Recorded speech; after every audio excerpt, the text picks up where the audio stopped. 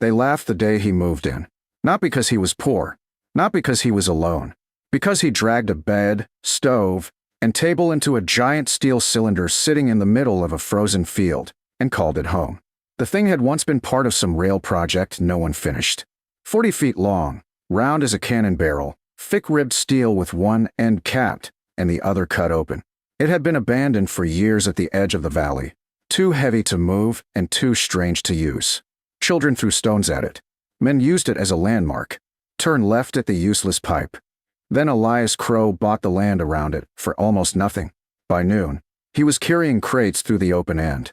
By dusk, smoke rose from a pipe he had welded through the roof. That was when the laughter began. Jonas Hale leaned against a fence post with 3 others, grinning openly as Elias dragged in another bundle of blankets. "Well now," Jonas called across the field. "How's life inside the world's largest cook pot?" The men laughed. Elias kept walking. He set the blankets inside, came back out, and carried in Splitwood next. Jonas wasn't finished. "You planning to roll downhill if taxes go up?" More laughter. Elias finally looked over. "Planning to stay warm," he said. That only made it worse. Jonas spread his arms toward the valley where neat cabins stood with pitched roofs and timber walls. "Warmth lives in houses," he said. "Not inside scrap metal." Elias glanced at the cylinder. "You'd be surprised." Jonas smirked. "Metal freezes. Bare metal does." The answer was too calm to mock properly, so Jonas simply shook his head. "Come winter, you'll be begging for floor space in a real cabin." Elias said nothing more. He went back inside. By the end of the week, the steel cylinder had changed. He framed a wooden wall several feet inside the open end, creating an entry chamber that trapped drafts. He cut 2 small windows and fitted them with thick shutters. He lined the interior ribs with timber slats, then packed the gaps behind them with straw, old scraps, and clay. He laid planks across a raised floor so sleeping quarters sat above the cold steel base. Near the center, he built a compact iron stove surrounded by stone to hold heat longer after the fire burned low. From outside, it still looked ridiculous. A giant steel tube with a door. From inside, it felt intentional. The round walls reflected warmth inward. Air moved smoothly instead of collecting in corners. Once heated, the heavy steel and stone slowly gave warmth back. But no one in the valley cared enough to understand. They cared enough to laugh. Living in a pipe now probably echoes when he snores. Wait till winter turns it into an ice coffin. Elias heard every word when he came to trade flour or nails. He answered none of it, because he was busy testing. On cold nights, he learned how little wood the stove needed once the mass warmed. On windy days, he adjusted the draft baffle in the entry chamber until no gust reached the main room. He hung thick curtains to divide sleeping space from the stove side. He placed water barrels along one wall so they'd store daytime warmth and release it overnight. Every detail mattered.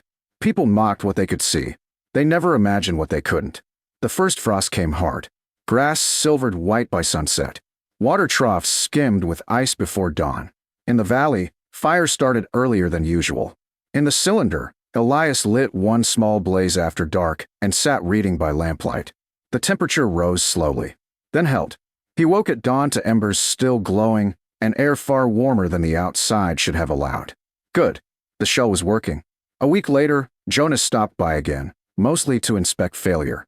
He stepped into the entry chamber, expecting misery. Instead, he found still air. Then Elias opened the inner door. Warmth rolled out. Jonas blinked. The main room glowed amber. Bed neatly made. Stove humming low. Kettle steaming. Walls lined in wood instead of steel. No frost. No damp smell. He recovered quickly enough to scoff. "Feels fine now," he said. "October's not winter." "No," Elias agreed. "It's rehearsal." Jonas snorted and stepped back outside. "Enjoy your pipe while you can." He left before the warmth could embarrass him further. Then the wind changed. Elias noticed it first by sound. The field no longer whispered. It hissed. Long straight gusts from the north striking the cylinder's curved shell and sliding around it, instead of catching edges the way cabin roofs did. He stood outside one evening, coat collar high, studying the sky. Too clear. Too sharp. Pressure dropping. Storm weather. Down in the valley, men called it fresh air. By the next morning, temperatures had fallen 20 degrees. Doors stuck. Axe handles burned bare hands. Livestock bawled nervously. Still, people shrugged. Pulled snaps passed. This one didn't. The second night brought harder wind. The third brought snow sideways. Cabins began losing the fight. Drafts pushed through seams. Heat climbed to rafters and escaped through roofs. Floors turned bitter. Families crowded near fireplaces while bedrooms froze. Woodpiles shrank alarmingly. Men who had mocked insulation now chopped in darkness with numb fingers. Out in the field, snow streaked around Elias's cylinder like water around stone. No corners to grab. No eaves to rip. The curved shell shed wind cleanly. Inside, the stove burned low and steady. The insulated lining prevented the steel from draining heat fast. The stone surround glowed gently. Water barrels released stored warmth. The round ceiling circulated warm air back downward. Elias sat at the table drinking coffee while the storm roared outside like something angry it couldn't get in. Then came pounding. 3 hard blows on the outer door. He opened the draft chamber first. Snow burst inward. Jonas Hale stood there bent against the wind, beard iced white, eyes raw with fear. Our walls are frosting inside, he shouted over the gale. Fire won't hold. My youngest can't stop shaking. His gaze shifted past Elias toward the warm inner room. Then back again. All humor gone. The cylinder, he said hoarsely.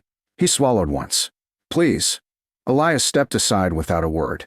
Jonas stumbled into the entry chamber, dragging snow and wind with him. Elias shut the outer door first, sealing off the storm. Instantly the roar dulled to a muffled pounding against steel. Jonas stood there breathing hard, shoulders heaving. Then Elias opened the inner door. Warmth rolled to the chamber. Not the harsh blast of a fire built too high. Not the smoky heat of panic. Steady warmth. Even warmth. Jonas followed him inside and stopped dead. The room glowed with lamplight. The stove hummed quietly. A kettle steamed. The wooden interior walls were dry, warm to the touch, and free of frost. The air felt calm, almost gentle. He looked at the small firebox. That little fire? He asked. Elias nodded. The fire warms the room. The room warms the mass. Then the mass warms the room back.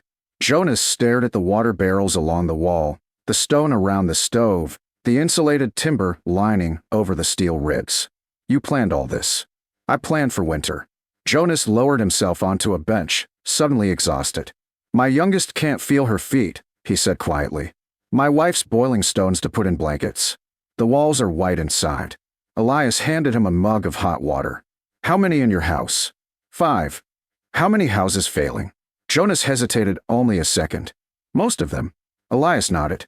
Then he stood and reached for his coat. Jonas blinked. What are you doing? Getting them. You can't fit the whole valley in here.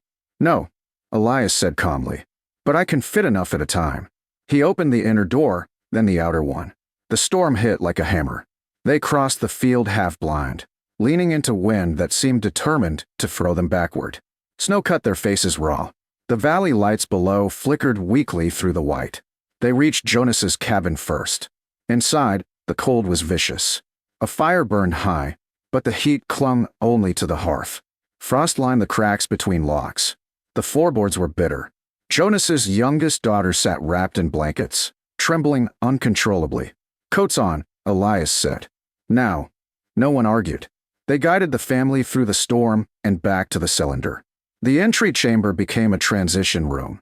Wet coats stripped, boots stamped clean, snow shaken off before the inner door opened. Inside, Jonas's wife nearly cried when warmth touched her face. Then Elias turned around and went back out. Again, and again, the widow from the creek road. The Miller boys whose chimney draft had reversed. An old carpenter who had run out of split wood before midnight. 2 mothers with children blue-lipped from sleeping in frozen back rooms. Trip after trip, Elias moved them in groups through the storm.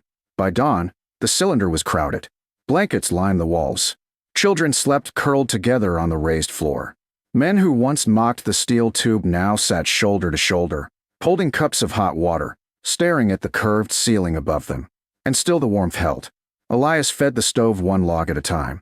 No frantic roaring fire. No desperate battle. The stone around the stove glowed warm. The barrels released stored heat slowly. The insulated walls stopped loss before it began.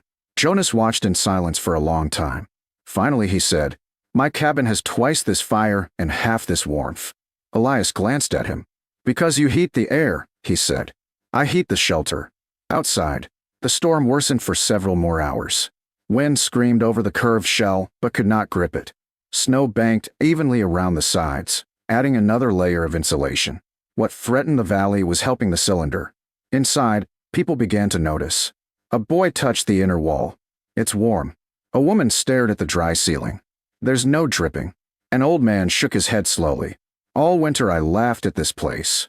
No one answered him. There was nothing left to say. By midday, the wind weakened. By evening, it passed. When Elias opened the outer door the next morning, the valley lay under a white silence. Cabin roofs sagged under drifts. Several chimneys leaned crooked. One porch had torn away entirely. Smoke rose from only a few houses. People stepped out of the cylinder one by one. They turned back to look at it. The giant steel cylinder. The joke. The scrap tube.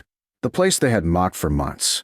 Now it stood half buried in snow, smoke rising steadily from the chimney, warm light glowing through its small window like a challenge to everything they thought they knew. Jonas stood beside Elias in the doorway. I called it a cook pot. Elias looked at the field. You weren't entirely wrong. Jonas frowned. It cooked your pride first. A few tired laughs broke out behind them. Then came the rebuilding. For weeks the valley repaired roofs, thawed frozen wells, replaced split boards, and counted what the storm had cost them. But another kind of work began too. Men walked the field to study the cylinder. They measured the curve. They asked about the double-door chamber. They touched the insulated walls. Women asked about the raised sleeping floor and the barrels. Children simply wanted to play inside it. Elias answered what mattered. The curve sheds wind. The chamber traps drafts. The lining stops the steel from stealing heat. The mass stores warmth after the fire drops. Soon, strange new projects appeared across the valley. One family banked snow and earth against the north wall of their cabin. Another built a small round storm room inside an old shed. Two brothers hauled an abandoned culvert pipe from the rail yard and began converting it into a shelter. No one laughed now. By spring, grass showed again through the field around the cylinder. Jonas climbed up one evening, carrying fresh lumber. For shutters, he said awkwardly. Your old ones rattle. They do. Jonas shifted uncomfortably. I was wrong. Elias took the boards. Yes. Jonas waited. That's all. Elias shrugged. You know it. I know it. No need to decorate it. Jonas barked a laugh despite himself. Together they hung the new shutters in the long amber light. Below them, the valley looked changed. Cabins now had windbreak fences, banked walls, insulated floors, thicker doors. People had stopped building for appearances. They had started building for weather. When the next winter came, the valley was ready. And in the middle of the field, the giant steel cylinder stood exactly as before. Quiet, warm, unashamed, no longer ridiculous. Now respected, because everyone there had learned the same lesson the hard way. The smartest shelter often looks foolish, until the storm decides who is right.